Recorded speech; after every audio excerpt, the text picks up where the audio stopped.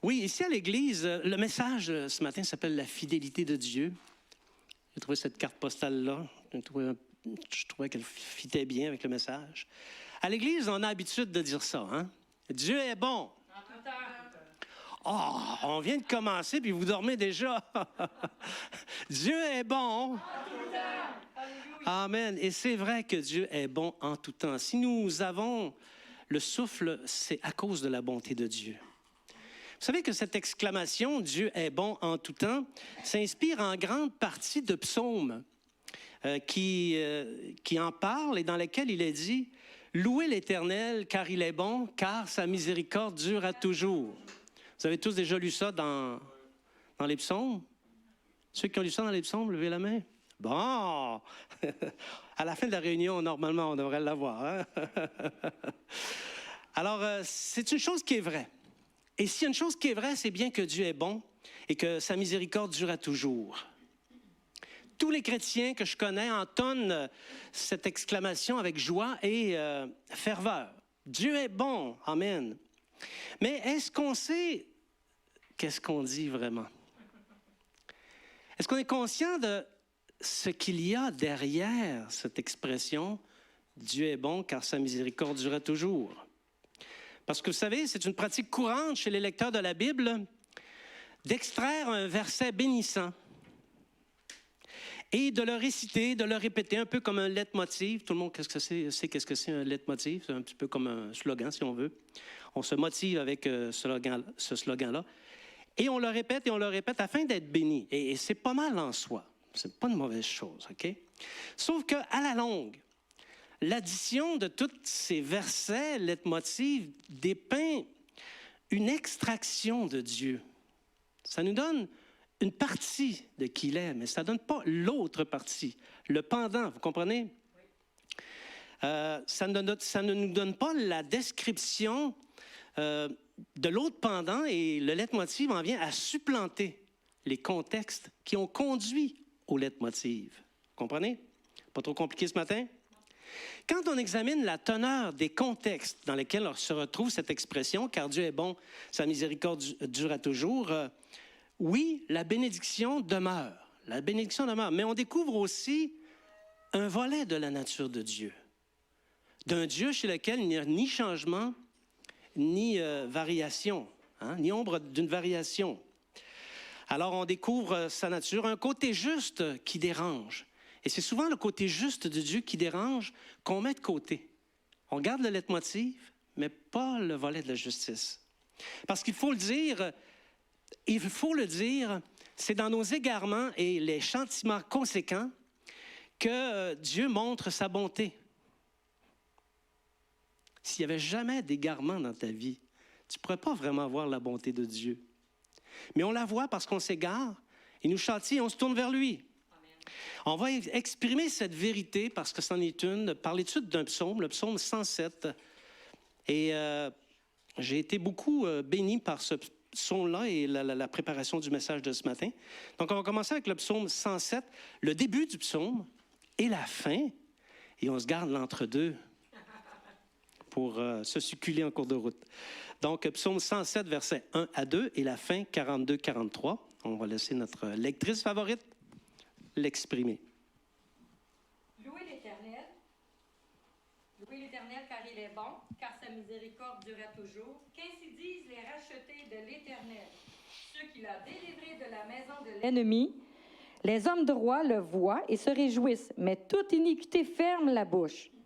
Que celui qui est sage prenne garde à ces choses et qu'il soit attentif aux bontés de l'Éternel, comprenne la fidélité du Seigneur.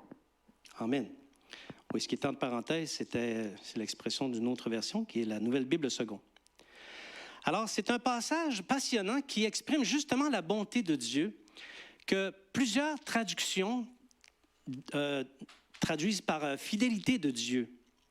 D'où le choix du titre ce matin, fidélité de Dieu. Alors, le psaume exprime effectivement que Dieu est bon et on dit amen à ça. Sauf qu'il se termine par que celui qui est sage prenne garde à ces choses et qu'il comprenne la fidélité du Seigneur. Prendre garde et comprendre quoi? Quelle est la mécanique d'application de la fidélité de Dieu? Comment le sage peut-il se laisser avertir et être attentif aux manières de faire du Seigneur? Ce sont de bonnes questions et ce sont les questions qu'on va examiner ce matin afin que notre foi devienne épurée, non pas une foi naïve, OK? Une foi épurée, efficace et éloignée d'une certaine candeur pour s'appuyer davantage sur la sagesse de Dieu. Entre le début du psaume 107 et la fin du psaume 107, il se trouve 5 expériences expérimentées ou décrites par le psalmiste pour nous faire comprendre la fidélité de Dieu et savoir comment y prendre garde à la fidélité de Dieu.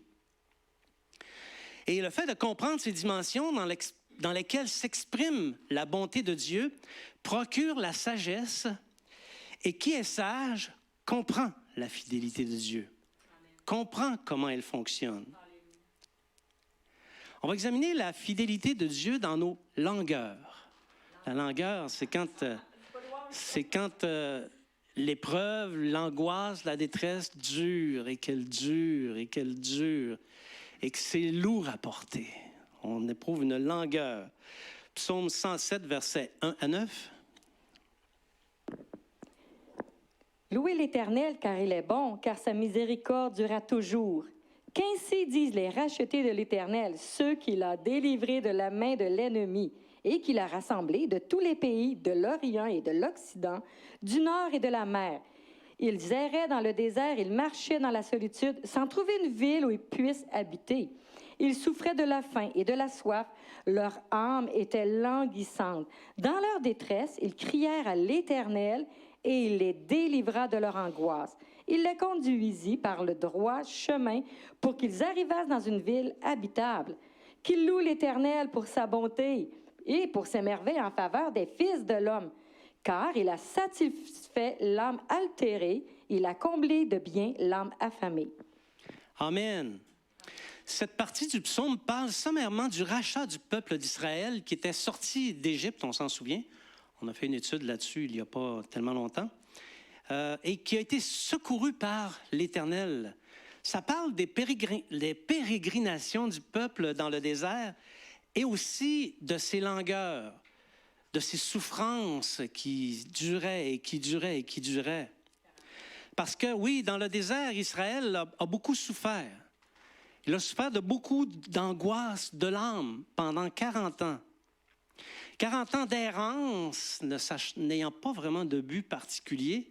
Ils ont erré sous un soleil de plomb, il ne pleut pas souvent dans le désert, souffrant de la soif, de la faim, ils languissaient. La dernière fois que tu as langui, ça a duré combien de temps? Imagine languir 40 ans. C'est long, longtemps comme on dit ici au Québec. Ils languissaient. Le dénouement de ce passage qu'on vient de lire est heureux et ça nous fait dire Dieu est bon, sa miséricorde durera toujours. Mais ça laisse en arrière-plan, l'auteur laisse un peu en arrière-plan, comme s'il s'attendait à ce que le lecteur soit au courant de ces choses-là, toutes les infidélités du peuple. Parce que si le peuple a été languissant, c'est à cause de ses infidélités. Alors, ce segment d'Écriture ne met l'emphase que sur la fidélité de Dieu. Et c'est aussi ça qui est le plus important, OK? À partir du moment où on sait qu'en arrière-plan, il y a cette langueur, ce qui nous intéresse, c'est la fidélité de Dieu. Et ça résume en disant que l'Éternel a conduit le peuple par un chemin droit jusque dans une ville de repos. Alléluia! Dans toutes les pérégrinations qu'Israël a eues dans le désert, Dieu n'a jamais cessé de manifester sa grande fidélité. Au milieu, au travers de la langueur, des angoisses, des souffrances. Et Israël, de son côté, n'a pas cessé de manifester des résistances, des révoltes, des murmures. En québécois, on dirait, il chiolait tout le temps. Parce qu'il souffrait, il murmurait contre les chefs du peuple. Mais ce faisant, il murmurait également contre Dieu parce qu'il jugeait ces personnes responsables de tous les maux qu'expérimentait le peuple dans le désert. Et à cause de ce chiolage, de ces murmures, Dieu envoyait la mortalité. Ça mourait. Quand on lit ces récits-là, on se dit « Wow, j'aurais pas voulu être là ». Et là, le peuple criait à Dieu à cause des calamités que Dieu envoyait. Et après que le peuple eut crié, Dieu le délivrait dans sa fidélité. Et oubliant rapidement la bonté de Dieu, le peuple recommença à se rebeller. Tu lis ça, tu dis, ils ne comprennent pas. Ils ne comprendront jamais, d'après moi. Donc, il offensait Dieu en agissant qu'à sa guise, en ne faisant les choses que comme ça leur plaisait. Et là, Dieu les frappait en conséquence. Encore une fois, le peuple criait envers Dieu, et l'Éternel le délivrait dans sa grande fidélité en venant à son secours. Il a toujours répondu aux cris du peuple. Et encore une fois, oubliant encore et rapidement les bontés de Dieu, le peuple qui se croyait plus sage que Dieu se révoltait.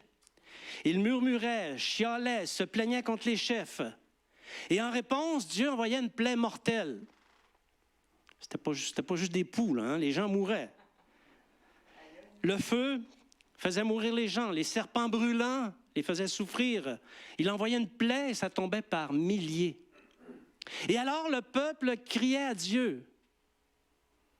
Et dans sa fidélité, Dieu le délivrait. Amen. Amen. Car Dieu est bon, car sa miséricorde dure à toujours. Alléluia. Dans cette dimension qu'on est en train d'examiner, c'est au travers des infidélités du peuple que Dieu a manifesté sa fidélité. Alléluia. Amen. Amen. Dieu faisait marcher son peuple dans un chemin qui était droit.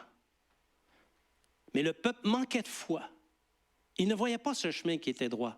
Il préférait les détours. Et il péchait en doutant de Dieu. Alors Dieu envoyait le produit de l'infidélité qui est le châtiment. Dans le châtiment, le peuple, s'il était lucide, on peut dire merci Seigneur de constater que le peuple était lucide. Il faisait la relation entre ce qui se passait dans sa vie et son infidélité. Alors, s'il était lucide, il voyait sa faute et criait à Dieu, et Dieu, dans sa fidélité, exauçait le peuple et le délivrait. Donc, on retrouve une séquence ici. Un cycle.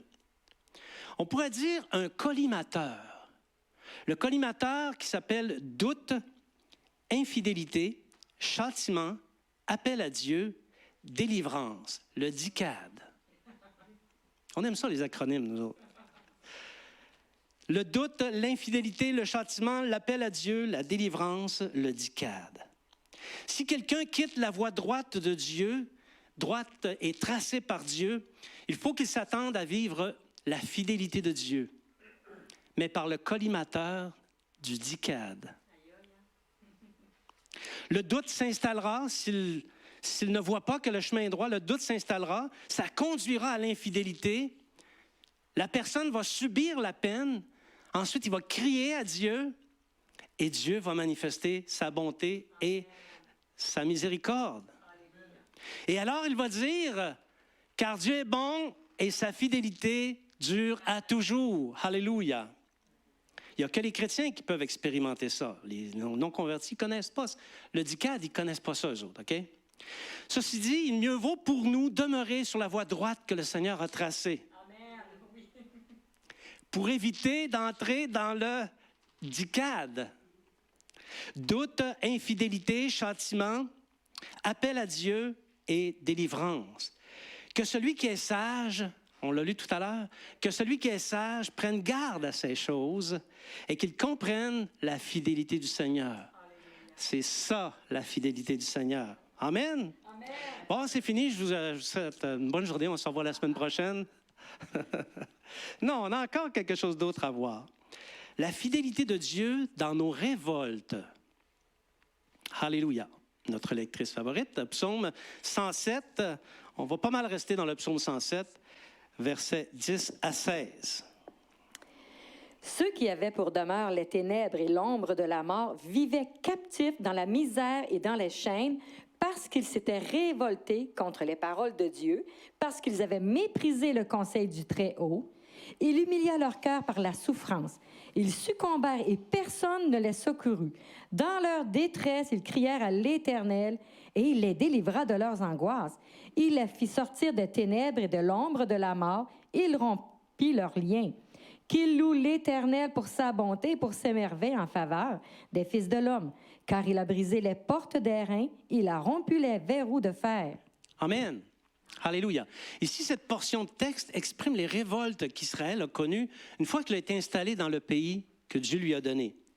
Rapidement, le peuple, on le voit, s'est détourné de Dieu. Et il s'est mis à servir d'autres dieux. Et on a vu dans des messages précédents qu'est-ce qu'il retournait de servir d'autres dieux. Et dès lors, Dieu a autorisé les peuples avoisinants à harceler Israël. Ils sont devenus comme des épines au flanc d'Israël, et même Dieu l'a livré entre les mains de ces peuples. Et ces peuples cherchaient à réduire Israël à l'état d'esclavage. La mort rôdait et les liens des ténèbres les environnaient parce que le peuple était sur le chemin de la destruction. Ils ont expérimenté le cycle d'Ikad.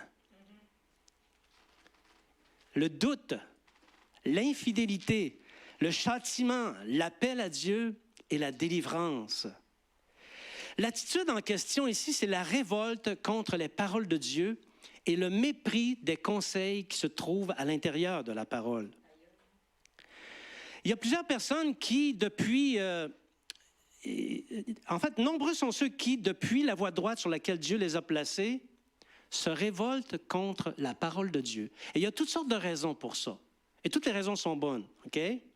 Ils connaissent les instructions de la parole, mais ils préfèrent substituer leurs propres idées ou leur idéologie. Ils disent, c'est beau la parole, mais inquiète-toi pas. Je sais exactement quoi faire.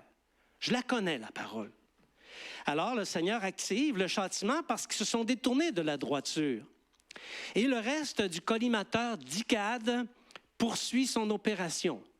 Parce que quand tu es dans un collimateur, tu vas en sortir juste à la fin, quand la machine a fini son travail. OK? Alors Dieu va montrer sa fidélité, c'est sûr, mais par le collimateur d'Ikad. Alléluia. La bonne nouvelle, c'est que dans le collimateur d'Ikad, il y a la repentance ou la reconnaissance de la faute. Il y a l'appel à Dieu, et ça c'est très beau, l'appel à Dieu, qui sans tarder envoie la délivrance. Mais imagine ce qui se passerait s'il n'y avait pas de repentance, pas d'appel à Dieu. On resterait longtemps dans le collimateur, n'est-ce pas? Dans nos révoltes, si nous faisons appel à Dieu, il nous délivrera. Non sans avoir expérimenté le collimateur d'Ikad, mais le moins longtemps on est dans le collimateur, le mieux c'est. Alléluia. Le collimateur du doute, de l'infidélité, du châtiment, de l'appel à Dieu et de sa délivrance. Que celui qui est sage prenne garde à ces choses et qu'il comprenne la fidélité du Seigneur. Amen. Tu es avec moi toujours? Oui. La fidélité de Dieu dans notre conduite coupable. Nul n'est parfait, OK? Vous n'êtes pas parfait. Je ne suis pas parfait. Le psaume 107, versets 17 à 22. Les insensés, par leur conduite coupable et par leurs iniquités, s'étaient rendus malheureux. Leur âme avait en horreur toute nourriture et ils touchaient aux portes de la mort. Dans leur détresse, ils crièrent à l'Éternel et il les délivra de leurs angoisses. Il envoya sa parole et les guérit. Il les fit échapper de la fosse. Qu'ils louent l'Éternel pour sa bonté et pour ses merveilles en faveur des fils de l'homme. Qu'ils offrent des sacrifices d'action de grâce et qu'ils publient ses œuvres avec des cris de joie. Amen. C'est bien la parole de Dieu, ça? Il y a bien des chrétiens qui se comportent en insensés. Ils connaissent la parole de Dieu, ils vont à l'Église, mais leur conduite est coupable. Ils commettent transgression sur transgression, ils relativisent la transgression, ils disent c'est pas une transgression, et ce faisant, ils se rendent coupables. Et les chrétiens qui sont dans cette situation se rendent de plus en plus malheureux, jusqu'au point où ils perdent parfois l'appétit. Ils n'ont plus le goût de manger. Ils sombrent tôt ou tard dans une profonde détresse. Et quand plus rien ne marche, quand le ciel semble d'airain, quand le cœur ne ressent plus la présence du Seigneur, c'est là souvent au profond de la détresse que ces chrétiens, s'ils sont lucides, OK, reconsidèrent leur voie et se mettent à crier à Dieu. Au secours! Dans ta grande bonté, Seigneur, délivre-moi. Et là, sans délai, il n'y a pas de délai. Sans délai, le Seigneur se porte à leur secours parce qu'il aime son peuple. Il les délivre, il les guérit, il les fait échapper à la fosse de la mort. On a encore le collimateur d'Icad. Doute, infidélité, châtiment, appel à Dieu, délivrance. Ça fait 3 fois qu'on voit ce cycle-là, ce collimateur. Et quand on voit le nombre 3 dans la parole, c'est souvent le signe que c'est une règle immuable. Amen. Dans quel état se trouve ton cœur et ta vie en ce moment, au moment où nous prononçons ces paroles? Est-ce que ton ciel est d'airain? Est-ce que tu es dans les détresses ou dans les angoisses? Tu lis la Bible, tu pries, mais le ciel est fermé et les angoisses et les troubles t'assaillent. Voici mon conseil. Reconsidère tes voies. Il est possible que tu aies eu une conduite coupable aux yeux du Seigneur, mais si tu reviens à lui en abandonnant ta mauvaise conduite, si tu fais appel à son nom puissant, il va te délivrer. Alléluia. Alléluia. Que celui qui est sage prenne garde à ces choses et qu'il comprenne la fidélité de Dieu. Car Dieu est bon, car sa fidélité dure à toujours. Alléluia.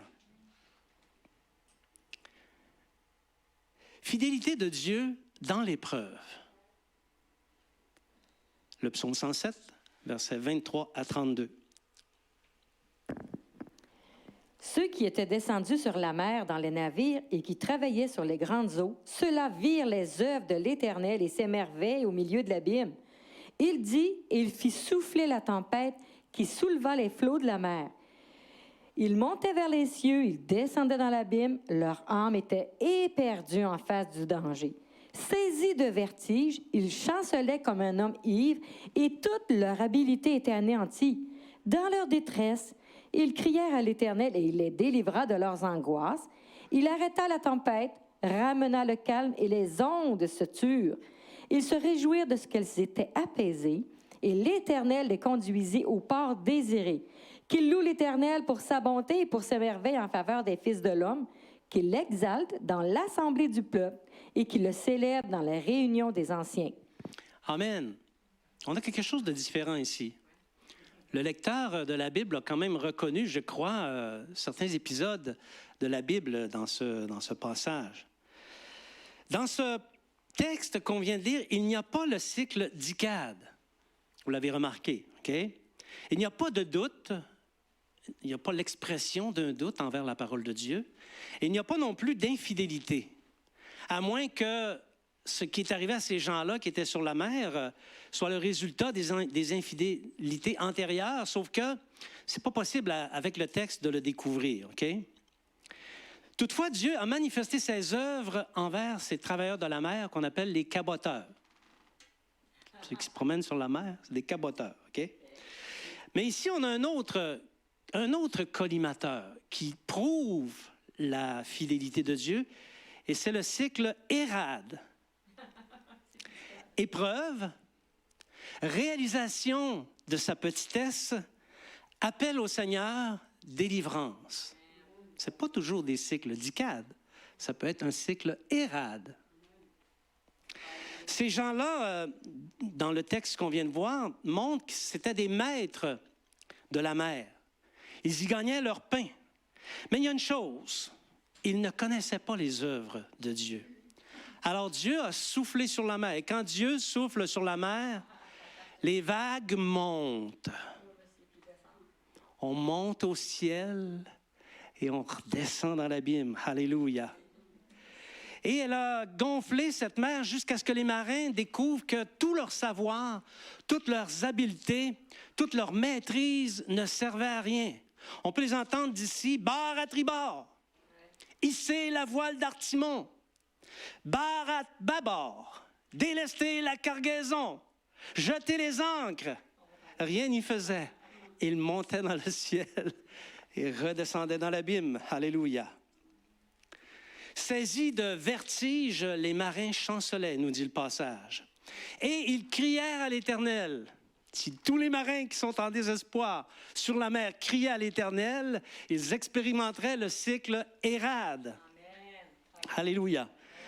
Et parce qu'ils ont crié à l'Éternel, l'Éternel les a entendus et il les a délivrés. Il a arrêté la tempête et ramené le calme. La mer est devenue calme. Et les eaux se turent. Et les marins louèrent l'Éternel qui les ramena au port désiré. Alléluia. Il y a 3 exemples de ce genre d'érade dans la Bible. Vous les connaissez tous. Le récit de Jonas. On pourrait mettre Jonas là-dessus. Okay? Jésus dormant à la poupe.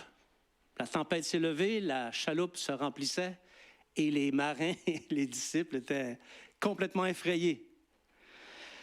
Et aussi le naufrage de Paul. Trois exemples qu'on pourrait dire qui collent à ce segment du psaume 107. Et ce passage s'applique, à mon avis, autant à l'un comme à l'autre pour démontrer la grandeur des œuvres de Dieu. S'il est possible à un chrétien d'être dans le collimateur d'Icad, il est aussi possible qu'il soit dans le collimateur Érad. Parce que nulle vie chrétienne ne se déroule sans angoisse. Combien qu'il y en a qui ont plus de 20 ans de vie chrétienne ici? Avez-vous eu des angoisses? Il y en a à qui ça fait mal encore. Ça n'existait pas une vie chrétienne sans angoisse, sans détresse, sans épreuve, sans monter haut vers les cieux et ensuite descendre profondément vers l'abîme. Quand tu es dans l'angoisse, réfléchis. Oui, parce que tu as une responsabilité comme chrétien. Est-ce que tu es dans Dicad ou dans Érad? La sagesse enseigne l'un comme l'autre. Dans un cas comme dans l'autre, s'il y a appel à Dieu, il montrera sa grande fidélité. Alléluia. Alléluia. Vous savez, les chrétiens du 21e siècle, on va parler d'eux autres, les autres, on ne les a pas connus trop, mais les chrétiens du 21e siècle sont devenus arrogants. Ils ne se trouvent jamais responsables de leurs manquants. S'il arrive quelque chose dans leur vie, c'est tout de suite Érad.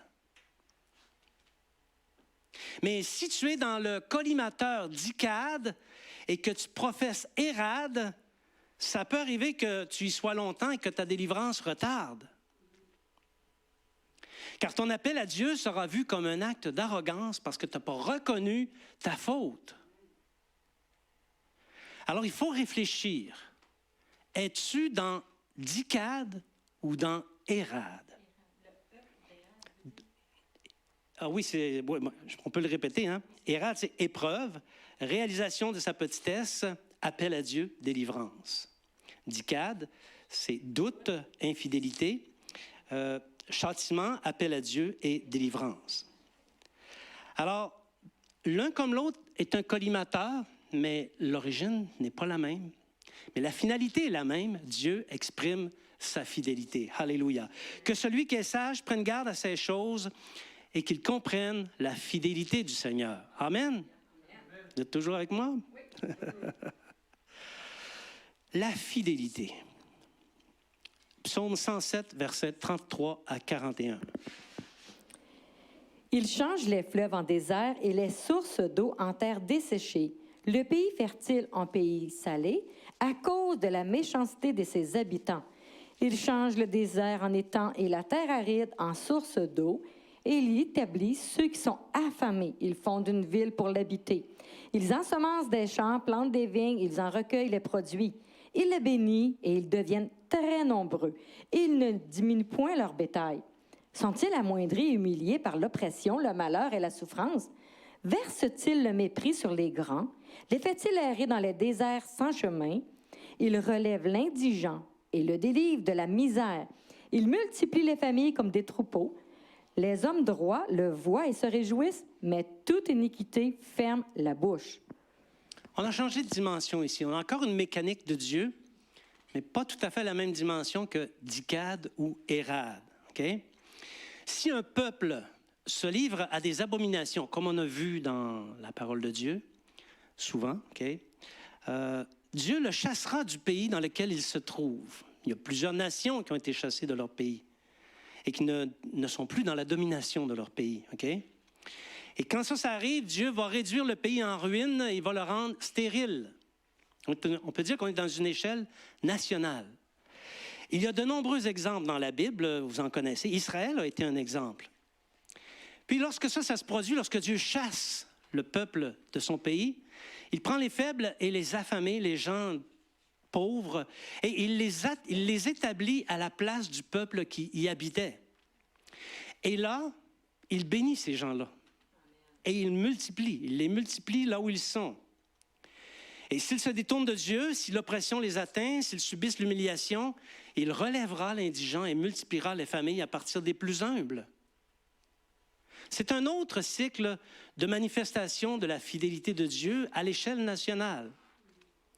On pourrait l'appeler comme ceci: abomination commise, malédiction sur le pays où il est chassé, installation des pauvres, bénédiction pour eux, élévation des indigents, le collimateur amibé.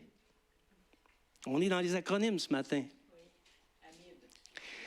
Abomination commise, malédiction sur le pays, installation des pauvres, bénédiction sur eux, élévation des indigents. Et ça, c'est l'expression de la fidélité de Dieu, amibé. Nul individu, nul peuple, nul pays ne peut échapper à la manifestation de la fidélité de Dieu, quelle que soit la forme de la désobéissance. Fidélité dans sa justice, tel il était autrefois, tel il est encore aujourd'hui. Fidélité à montrer ses œuvres, parce qu'au travers de ça, Dieu montre ses œuvres. Quand tu es dans un dikad ou dans un érad, c'est que Dieu veut manifester ses œuvres. Il veut te faire voir la gloire, mais il veut aussi faire voir la gloire aux gens qui t'entourent et qui constatent que tu es dans un dikad ou dans un érad. Alléluia. Ou si on est une nation, dans un abibé. Ces trois collimateurs prouvent que Dieu règne sur les hommes dans le ciel. Les hommes ne sont pas maîtres de leur destin. C'est Dieu qui est maître du destin et il règne et il ne laisse pas l'iniquité sans réponse. Parfois, il peut être patient. Mais il ne laisse pas l'iniquité sans réponse. Et surtout, ça prouve qu'il se préoccupe des siens lorsqu'ils crient à lui. Alors, si tu es dans un cycle quelconque et dans une détresse, crie à Dieu. Alléluia. Il va entendre ton cri, il va se précipiter pour te délivrer du malheur. Ces trois collimateurs sont l'expression d'une justice qui ne change pas. Amen. Alléluia. Et merci Seigneur. Ouais. As-tu une idée si telle justice s'était exprimée autrefois et telle autre justice s'exprimera aujourd'hui? Au jour du jugement, comment ça serait possible de démêler tout ça? Merci Seigneur, notre Dieu ne change pas. Et c'est un peu ça que l'apôtre Jean a décrit dans ses épîtres. Il dit dans 1 Jean, chapitre 1, versets 8 à 10. Si nous disons que nous n'avons pas de péché, nous nous séduisons nous-mêmes et la vérité n'est point en nous. Si nous confessons nos péchés, il est fidèle et juste pour nous les pardonner et pour nous purifier de toute iniquité. Si nous disons que nous n'avons pas péché, nous le faisons menteur et sa parole n'est point en nous. Voilà. Je rends grâce au Seigneur pour ce passage. Et d'ailleurs, je rends grâce au Seigneur pour les épîtres de l'apôtre Jean. Parce que si ce n'était pas de ces épîtres, on aurait peut-être à un moment donné des épreuves de culpabilité. Parce qu'il y a beaucoup de passages qui dénoncent le péché, mais qui ne font pas nécessairement la nuance entre la vie de péché qu'on avait autrefois et les faiblesses parfois qu'on peut avoir lors de notre cheminement chrétien, où on peut commettre un péché. Il y a un monde entre les deux, vous comprenez? Sauf qu'il faut qu'on comprenne qu'on commet encore des péchés. Ça nous arrive encore de commettre des péchés. Oui. Vous vous souvenez de l'année, le dernier péché que j'ai fait, vous vous souvenez quelle année que c'était? On va avoir un problème de couple à régler en arrivant à la maison. Nous commettons tous des péchés, mais Dieu est fidèle et juste pour nous les pardonner. Alléluia. Et pour nous purifier de toute iniquité. Et ça, c'est notre espérance. Et ça, c'est la justice de Jésus. Alléluia. Notre péché est là. Parfois, il nous poursuit, il nous hante. Vous savez, il y a des chrétiens parfois qui commettent des péchés terribles. Et ces péchés-là vont vraiment les hanter, les poursuivre. Je ne vais pas commencer à faire la nomenclature de ces graves péchés qui parfois se commettent par des chrétiens, qui, même après l'avoir commis, sont encore chrétiens, OK? Sauf que la conséquence les poursuit, ça va les poursuivre toute leur vie. Alors, si nous confessons nos péchés, et mes frères, je vous lance une perche ce matin. Si nous confessons nos péchés, nous pouvons faire échec à Dikad et à Amibé. À Amibé, pas Hérad. Parce que Hérad sert à glorifier Dieu. Il n'y a pas nécessairement de doute et d'infidélité. Okay? Hérad va suivre son cours qui est la glorification de Dieu. Mais si nous confessons nos péchés, nous pouvons faire échec à Dikad. Et comme nation, nous pouvons faire échec à Amibé. Alléluia. Toutefois, si nous poursuivons notre péché sans le reconnaître, nous entrerons dans le collimateur Dikad. Que celui qui est sage prenne garde à ces choses et qu'il comprenne la fidélité du Seigneur. Car Dieu est bon, car sa miséricorde durera toujours. Alléluia. J'invite les musiciens. Bien-aimés, trop souvent, il faut qu'on prenne garde à ça. Je vous dirais, s'il y a un travers chez les chrétiens, c'est celui-là. On prend des vérités bibliques, les vérités qui conviennent à nos conceptions de Dieu. Et on laisse le reste. On ne s'occupe pas du reste. Mais la parole de Dieu, c'est un tout. C'est tout ça, OK? Et la fidélité de Dieu, c'est justement l'une de ces vérités qui dépasse notre conception. Si on parle de la fidélité de Dieu ou de la bonté de Dieu, tout de suite, tu vois le bon côté. Tu ne vois pas Dikad, tu ne vois pas Hérad, tu ne vois pas Amibé. Mais ça fait partie de la main, c'est la vertu de Dieu, c'est sa fidélité. Alléluia. Alors, il est vrai que les jugements de Dieu sont trop élevés pour atteindre bien des insensés, mais pas les disciples. Les disciples doivent comprendre ces choses. Dieu est fidèle, premièrement, par rapport à sa parole. Ce qu'il a dit, il le fera. Amen. Ce qu'il a dit dans le passé, il le fera également aujourd'hui. Alléluia. Il est fidèle, tout en traitant l'injustice. Il est fidèle et il peut demander réparation dans certains cas d'injustice. OK? Pour les disciples, la chose est plutôt facile. Il suffit de confesser les péchés pour activer la fidélité du Seigneur. OK? Et qui ne confesse pas ses péchés est un insensé. Et il entrera dans le collimateur Dikad. La fidélité de Dieu dit que quiconque fait appel à lui dans les collimateurs Dikad ou Hérad sera exaucé et délivré, quelle que soit la détresse. Et on a assez d'expérience dans le Seigneur pour vous dire que c'est comme ça que ça marche. Alléluia. La sagesse, le fait de prendre garde et de comprendre ces choses, de comprendre comment fonctionne la fidélité de Dieu, enseigne que quelle que soit la manière dont Dieu t'aura délivré de tes détresses, tu le glorifieras rendu à ce point. Tu vas voir, découvrir, expérimenter l'œuvre de Dieu. Alléluia. Alors, sans tarder, quand tu es délivré de tes détresses, de tes angoisses, quand tu es sorti du collimateur, ne néglige pas, ne tarde pas de faire monter vers Dieu des prières de reconnaissance et d'action de grâce, parce que tu as vu son œuvre. Et si tu es sage et tu comprends ces choses, alors veille sur ce qui est ton contrôle. Parce que les Dikad sont sous ton contrôle. C'est toi qui décides si tu entres dans le Dikad ou pas. Tu n'as pas de contrôle sur le Hérad, ni l'Amibé, mais le Dikad, tu as le contrôle. Alléluia. Et ça va te garder de bien des adversités, si tu es conscient de ça.